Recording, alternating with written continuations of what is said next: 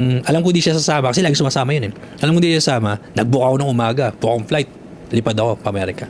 Iniwan mo na siya? Oo, hindi ako bumalik. Yun, nagsimula na yung paninira nun.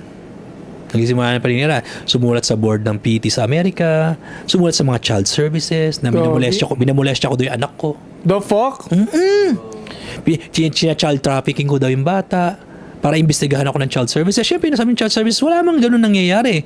Eh, ba't kasi kinaniniwala? Kailangan daw kasi nila actionan yun. Pero, makapanggulo lang. Kaya if you look at my name, if you search my name on social media, ang sama kaya ng mga lumalabas. Kasi yung mga writings niya sa Reddit. Pero if you think about it, Siya lang din yun? siya lang din. May siya gumawa ng dami accounts. Yun ang problema nun. Pero may mali ka ring malaki sa part na yun. Malaki talaga pagkakamali ko. Kasi, di ba? Ba't kasi?